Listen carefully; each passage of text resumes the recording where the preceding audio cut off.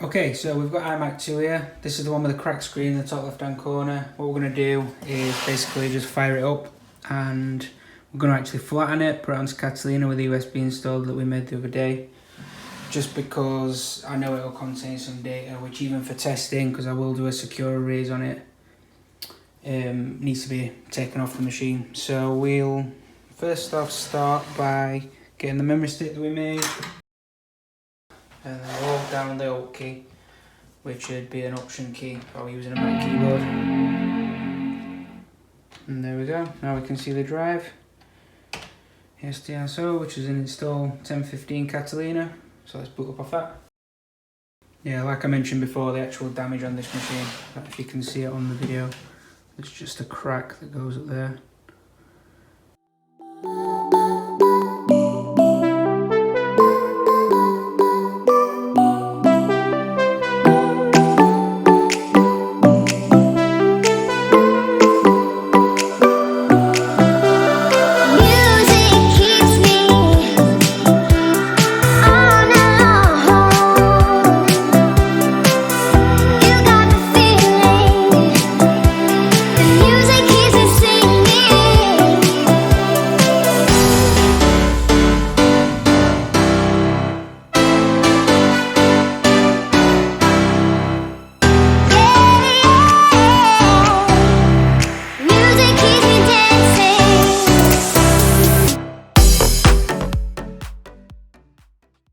Okay, that's finished now. So looking at this, got the 3.2 GHz quad core i5, only 8 GB of memory. So to me, I would guess that the problem with this Mac is primarily that crack in the screen. It probably would be worth upgrading the memory in this, but I'm probably just going to sell it as it is and let the next person do so. It's not a massive task to upgrade the memory, as there's a little flap on the back to do so, and I don't think upgrading it's going to add that much value, it's quite honest with you. So what we're going to do now is I'm going to shut down the Mac and we're going to run the Apple diagnostics like we did on the other one, see if that picks anything up.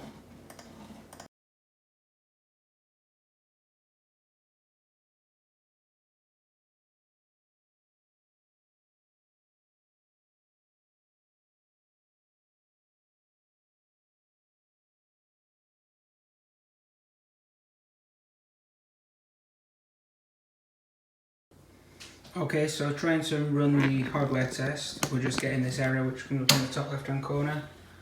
Basically states error with a lot of zeros, cannot load EFI drivers, TestSupport.efi status.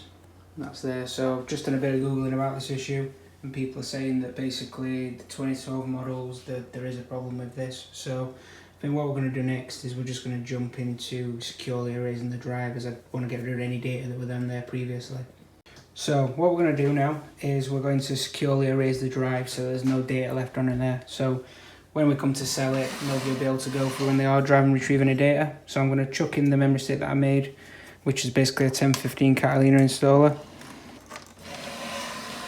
And then we're going to hold down Alt or Option on the keyboard, power it back on again.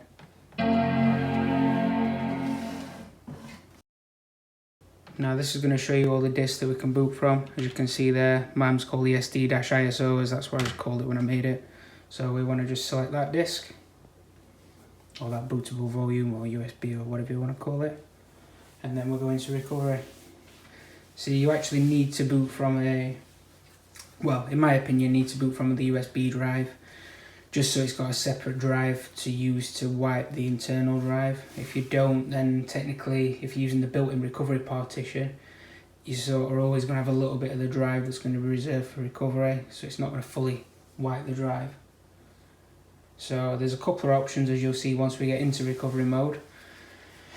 The different pass erasers that you actually want to erase it. Now if you read up online, you get a very, very mixed response. Some people say one single pass is enough and the rest is a waste of time. Some people say that even after 25 passes you can still retrieve data. So what we're going to do is we're just going to put it to the highest, which you can actually do in disk utility.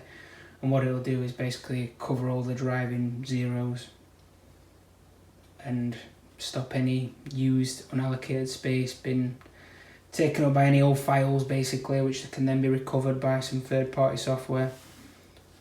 So if you're actually wanting to sell your Mac or get rid of it, this is a really good way of doing so and making sure that nobody can retrieve any of the old data. I mean, obviously you can take the drive out of the iMac, but with these they're all adhesived in around the edges. You need a special tool to do so. So it's a lot of effort and it's a lot easier to just do it from this point.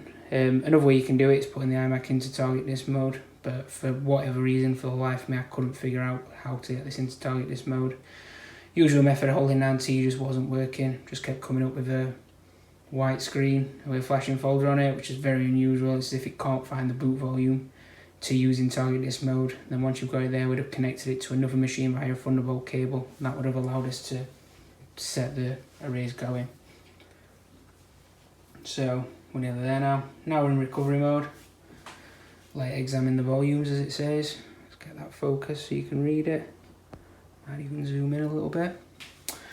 So what we want to do now is go across the disk utility.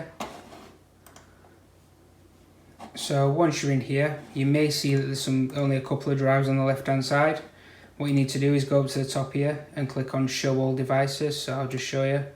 So mine initially, when I connected to it, just showed the 2 volumes there. What you actually need to do is go to show all devices. That'll then show you the top level of the hard drive.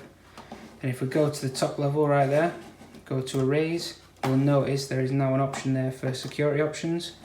And on there you can basically slide it along. And as it says there, the first one writes a pass with random data, so that's basically a 1 pass. That one there is a 3 pass.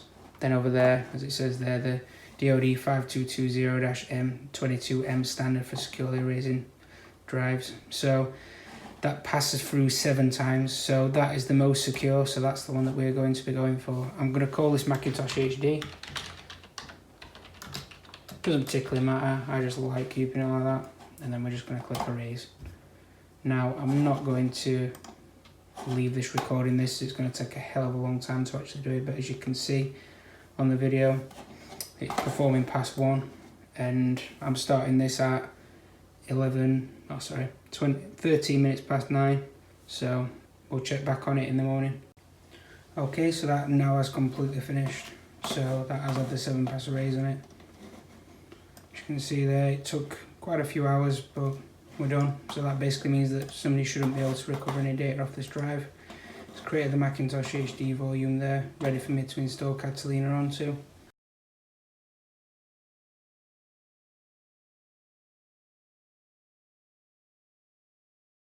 And what we need to do now is go to reinstall macOS, as from disk utility before we'd already wiped the disk. So go there and then click continue, agree, agree. Macintosh HD, that's the one that we've just done the 7 pass arrays on, and then there you go. We'll wait for that to install Catalina. Hello, so Mac number 2 finished installing Catalina. I run it through MemTest86 and I installed the disk testing software and it all passed successfully, so that one's just about ready for sale. I'm happy with that. I also did test the graphics card. I will video that at some point, I just didn't get a chance to do so. So what I am going to do for this Mac is I'm going to order a keyboard and mouse because it didn't come with one. Now obviously the Apple ones are the best ones, but they're also mega expensive. And with this one having a cracked screen, it's going to be sold at a reduced rate anyway. So what I'm going to do is I'm just going to order some of these cheap ones, which I will quickly show you on screen. As you can see on here, very similar to the Magic one that you would get with an Apple device. I mean, obviously I'm saying similar, it's going to be nowhere near as good, but it's better than not having a mouse at all.